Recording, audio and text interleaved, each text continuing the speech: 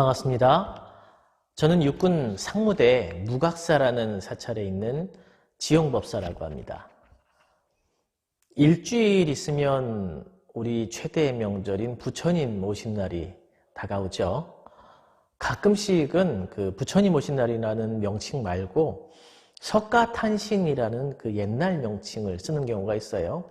이거 좀 오래된 것이니까 가급적이면 안 쓰는 것이 좋습니다.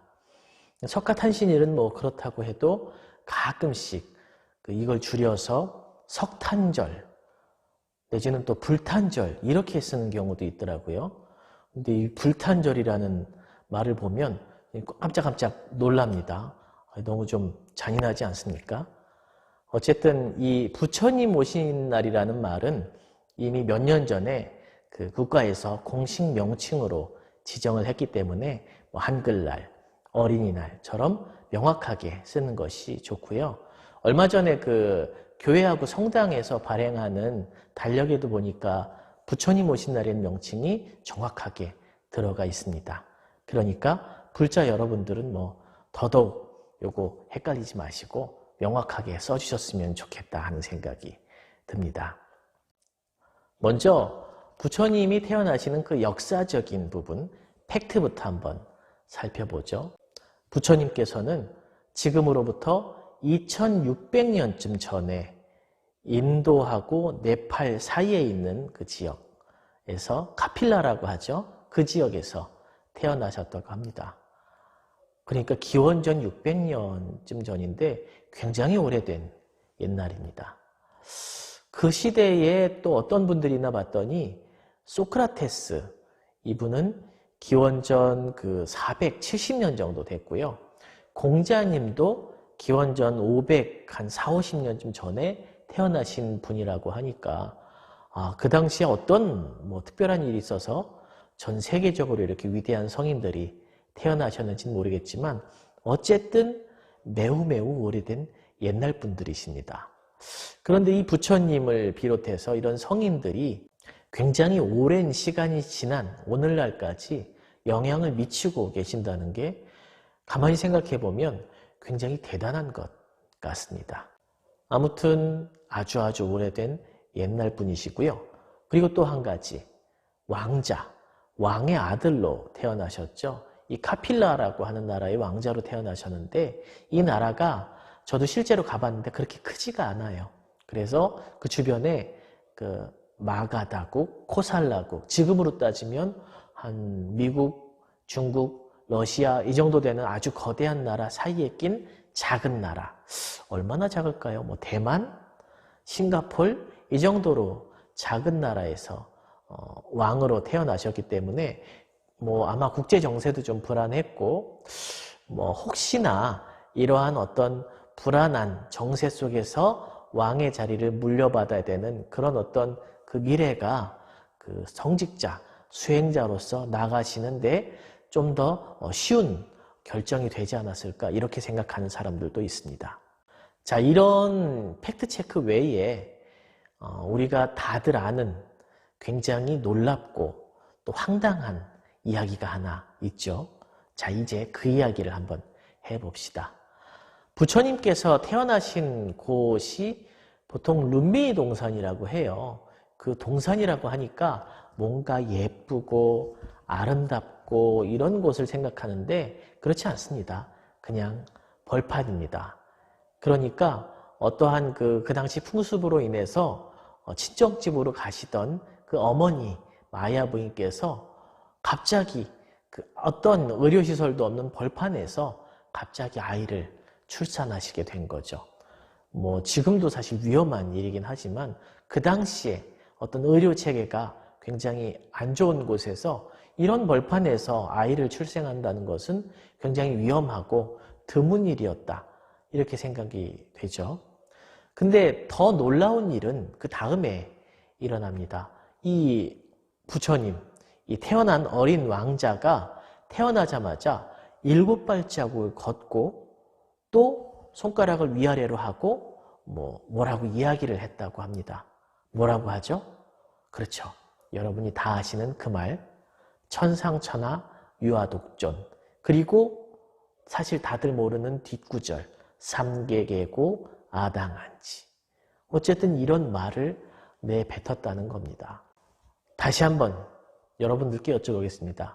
여러분들 뭐 진실하고 신심도 있는 그런 불자이시니까 부처님께서 태어나자마자 7발자국을 걷고 또 천상천하 유아독존 이런 말을 바로 했다는 것을 가슴 깊이 믿으십니까? 정말로 믿습니까? 부처님께서는 제자들에게 종종 이런 말씀을 하셨다고 해요. 내가 이야기하는 것은 설령 그것이 부처님의 말씀이라 할지라도 이치가 명확한지 잘 살펴보고 그 다음에 이치가 명확하게 드러난 다음에 믿는 것이 올바른 제자의 도리다. 이런 말씀을 하셨기 때문에 부처님의 그 말씀에 비추어서 보면 우리 그 부처님 탄생, 설화, 탄생에 관한 이 이야기는 사실은 이치에 잘 안 맞는 면이 많아서 무턱대고 믿기가 좀 어려워집니다. 그렇죠, 여러분? 그래서 2600년 굉장히 오래된 옛날에 태어나신 그분의 삶이 지금까지 전해 내려오면서 아마도 이 부처님을 위대하게 존경하고 또 추앙하고 하는 수많은 사람들이 조금 더 위대한 면모를 갖추게 하기 위해서 이야기를 여기에 첨가하고 전설을 더하고 설화를 덧붙여서 이걸 윤색하지 않았을까 하는 그런 생각을 누구나 해보게 되죠. 하지만 실제로 우리가 그 현장에 가 있지 않았었기 때문에 부처님께서 정말 태어나자마자 걸으셨는지 말을 하셨는지 알 수가 없잖아요. 근데 실제로 그렇게 하셨을 가능성도 있다고 보고 저희가 지금 추론하는 것처럼 그것은 후세 사람들이 존경하는 마음으로 꾸민 말이다 이렇게 생각할 수도 있겠지만 이 둘의 차이가 정말 있는가?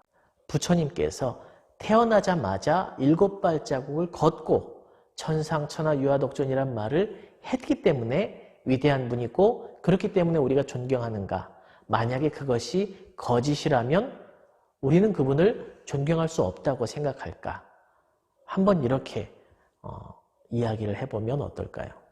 이렇게 이야기를 해본다면 저의 답은 그것과 상관없이 부처님의 삶, 부처님의 모든 가르침이 위대한 분이기 때문에 이것을 설화라고 하고 후세 사람들이 꾸며낸 거짓말이라고 할지라도 부처님을 존경하고 또 그분이 위대한 분이라는 거에서는 변함이 없다라고 저는 생각을 합니다. 자, 그럼 부처님께서 처음 하셨다는 그 말, 천상천하 유아독존이라는 그 말, 여기에는 어떤 뜻이 담겨 있을까요?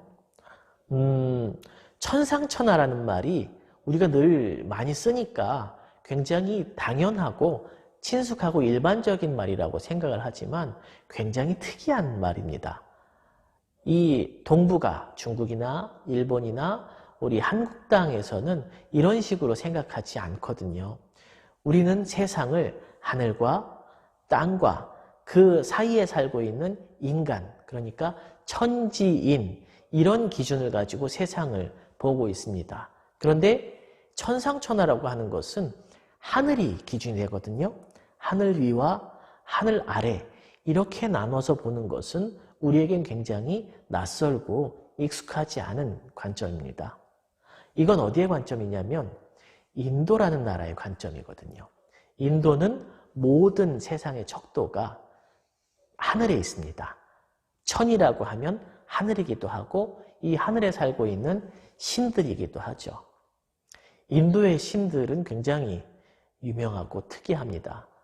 여러분 잘 아시는 그 그리스 로마의 그 수많은 신들 비교도 할 수 없을 정도로 훨씬 더 많고 훨씬 더 복잡한 등장인물들과 이야기들이 있는 것이 인도 신화거든요.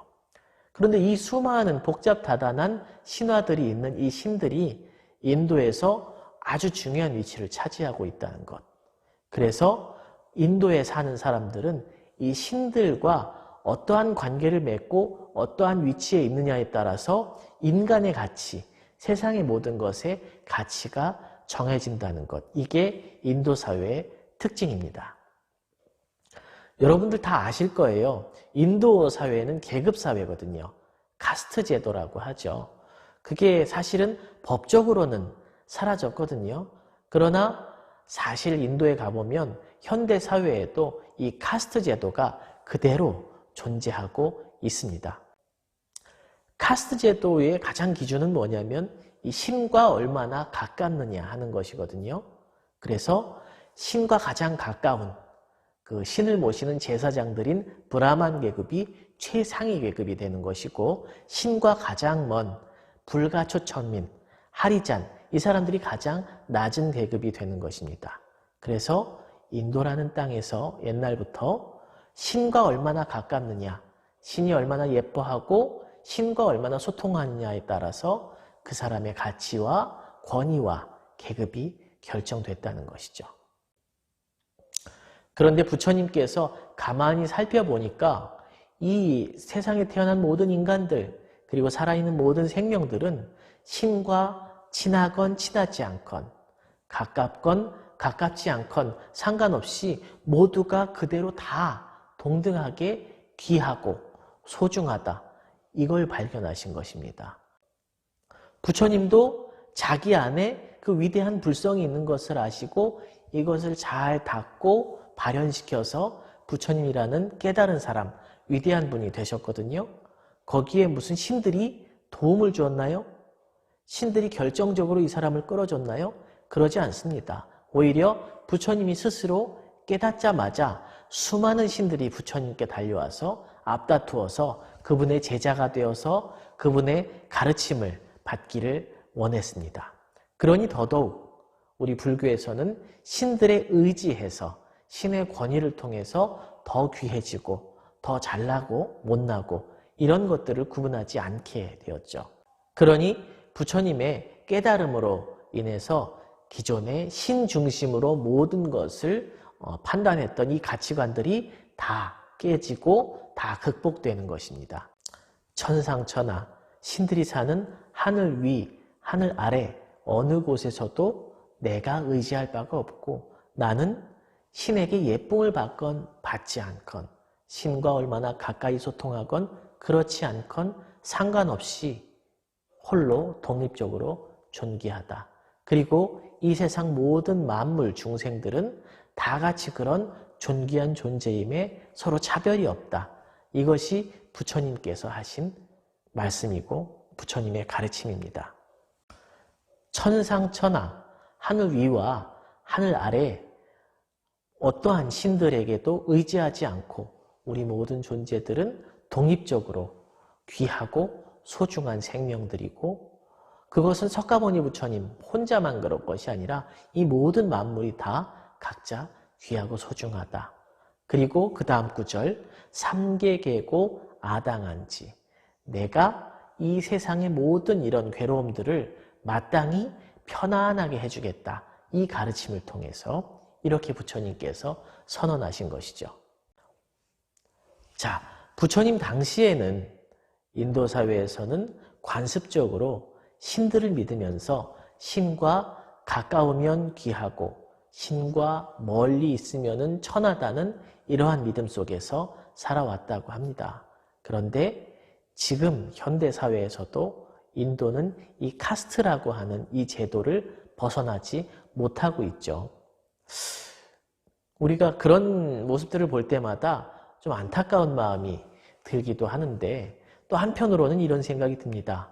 그렇다면 우리는 인도 사람들이 신에게 의지해서 세상 만물을 판별하는 이런 모습보다 훨씬 더 나아지고 훨씬 더 진보했다고 할 수 있겠는가? 현대 사회에서 우리는 신과 가깝거나 신과 멀다고 사람을 판별하지는 않은 것 같습니다. 대신 우리가 기준으로 삼는 것은 어떤 것이 있을까? 현대 사회에서 우리가 기준으로 삼는 것은 대표적으로 돈이 있겠죠. 돈이 많은 사람이 우리는 좀 더 귀하다고 생각하고 또 돈이 없으면 뭔가 좀 귀하지 못하다고 생각하는 그런 풍조가 만연해 있는 사회에서 살고 있습니다. 또 권력도 그런 판단 기준이 될 수도 있습니다. 우리는 권력이 많고 높은 사람들은 뭔가 더 권한이 있고 더 귀하게 대접받아야 한다고 생각을 하고, 권력이 없는 사람들은 좀 무시해도 되고 좀 천하게 생각을 하고, 그러니까 그 인간의 존엄성 같은 것도 좀 훼손해도 되지 않을까, 이렇게 생각하는 사람들이 아직도 많이 살고 있습니다. 우리 사회는 얼마나 우리가 비판하는 고대 인도 사회보다 나아졌을지 한번 고민해 봐야겠습니다. 자, 우리가 살펴본 이러한 환경들, 이러한 현실들 때문에 2600년이나 된 부처님의 가르침이 지금 우리에게 현대 사회에 아직까지도 필요하고 또 울림을 주는 것입니다. 가만히 생각해 봅시다. 우리들은 정말 신에게 의지하거나 아니면 돈이나 권력에 의지해야만 귀하고 소중한 존재가 되는 것인지, 아니면 그런 것과 상관없이 있는 모습 그대로 존재 그 자체로 귀하고 소중하게 대접받을 자격이 있는 것인지, 이 문제가 그렇게 어렵지도 않고요. 답을 내는 게 그렇게 어려운 일이 아닐 겁니다. 그런데 세상에 어지럽게 살다 보면 우리는 그 단순한 질문에 대해서 대답을 착각하거나 잊어버리기가 쉬운 것 같습니다. 그래서 2600년이나 지난 오늘까지도 부처님이 태어나신 이 생신이 되면 부처님께서 이 세상에 오신 뜻, 그 의미를 다시 되새기고, 혹시나 잊어버렸을지 모르고 혹시나 흩어버렸을지 모르는 그 진리를 다시 되새기면서 오늘을 기념하는 것이죠. 이것이 부처님께서 이 세상에 오신 진정한 이유이고, 또 우리가 매년 그분의 생신을 기념하고 그 가르침을 되새기는 진정한 이유라고 생각합니다. 마치겠습니다.